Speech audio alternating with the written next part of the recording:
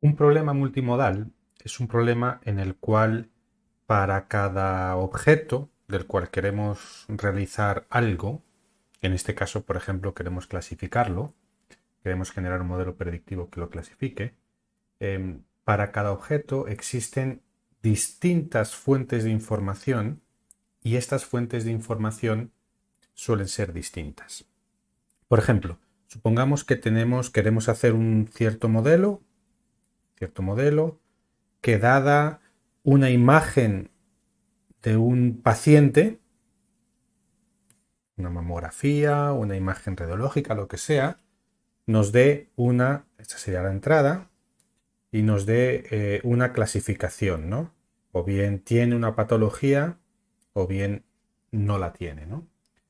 Nosotros si tuviéramos la información, nosotros podríamos plantear el problema en el cual, además de dar como entrada al modelo lo que es una imagen, podríamos decir, bueno, dada una imagen y una serie de, de valores clínicos del paciente, no sé, análisis clínicos del paciente, dada estas dos entradas, nos gustaría que un modelo clasificara este paciente, ¿no? Entonces, fijaos que el objeto paciente está descrito por dos tipos de información, ¿no? Una información imagen y una información vectorial, ¿no? Esto es a lo que se denomina multimodalidad, ¿no? El hecho de que el mismo objeto está descrito por dos o más tipos de información que son de naturaleza distinta, ¿no? Podríamos hablar a lo mejor, por ejemplo, de un modelo que clasifique, que haga algo, a lo mejor con dos streams de datos distintos de dos sensores IoT, ¿no? De dos sensores IoT distintos, que son sensores distintos, a lo mejor que tengo en un carro, ¿no? Un sensor que yo qué sé, de la dirección y otro sensor de alguna cuestión del motor, ¿no? Son streams de datos distintos que a lo mejor tienen hasta frecuencias de adquisición distintas o lo que sea, ¿no? O por ejemplo, quiero tener un modelo que determine algo de un carro autoconducido en el cual tengo una entrada por una cámara, tengo una entrada a lo mejor por un LiDAR que me mide distancias, etcétera, y tengo a lo mejor una entrada por algún tipo de sensor IoT. Bueno, todo esto es lo que se habla de multimodalidad. De alguna manera, lo que queremos es enriquecer la información que tenemos de cada objeto para darle una oportunidad al modelo para que funcione mejor, ¿no? Esto tiene varios retos. Por supuesto, hay un reto que es el conformar el dataset de entrenamiento, ¿no? Un dataset de entrenamiento ahora ya no es solamente una matriz en el cual cada fila es un objeto, los descriptores de un objeto, ¿no? Y cada columna son los descriptores. Ahora, nuestro dataset de entrenamiento va a ser un conjunto de imágenes. Por ejemplo, con este caso va a ser un conjunto de imágenes y una matriz asociada que tiene los vectorcitos asociados a cada imagen. Entonces tengo n imágenes, tengo n vectores, ¿no? Esta imagen corresponde con este vector, esta imagen corresponde con este vector. A veces adquirir estos datasets pues es costoso, es complicado, pero bueno, si queremos plantear un ejercicio de aprendizaje multimodal, pues tenemos que pasar por generar nuestro dataset y luego, por supuesto, necesitamos la anotación, ¿no? Nuestro dataset anotado, nuestro I, para esta imagen y para este vector, que es un paciente, este tenía la patología, para esta imagen y este segundo vector, que es otro paciente, no la tenía, y así, ¿no? Bien, de manera clásica, la forma clásica de resolver o de abordar este tipo de situaciones es, yo tengo dos modalidades, una imagen y un vector, por ejemplo, ¿sí? Y podría ser cualquier otra cosa. La forma clásica de resolver esto, en el fondo, es convertir todo a una representación vectorial, y esta ya lo es, una representación vectorial, y luego simplemente concatenarlas, ¿no? Entonces, la entrada, al final sí acabo teniendo una matriz en la cual cada objeto de la matriz pues es una fila, pero parte del vector representa es la representación vectorizada de una modalidad y parte del vector de otra modalidad.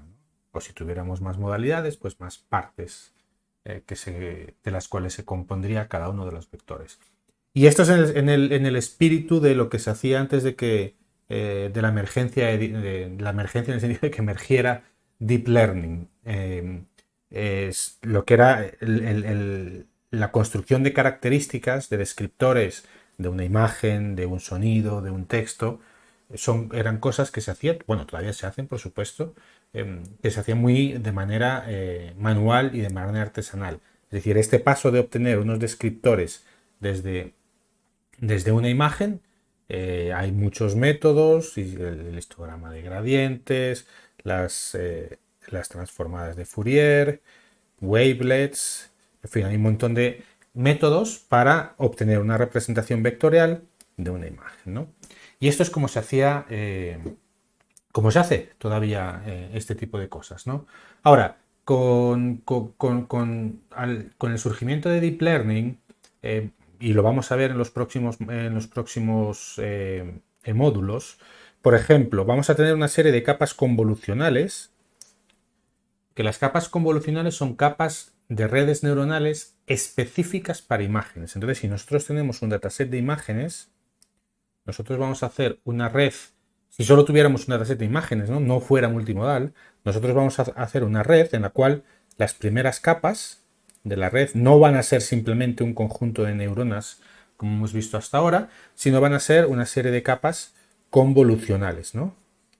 En el cual vamos a tener filtros, vamos a tener ciertos elementos que son elementos que van a operar específicamente sobre imágenes, ¿no? Una imagen es algo que tiene dos dimensiones más otra dimensión de los tres canales normalmente que tiene una imagen. Bueno, pues vamos a tener elementos, componentes de la red neuronal que van a directamente a operar sobre la imagen tratando de explotar la correlación espacial que hay entre los píxeles de la imagen, ¿no?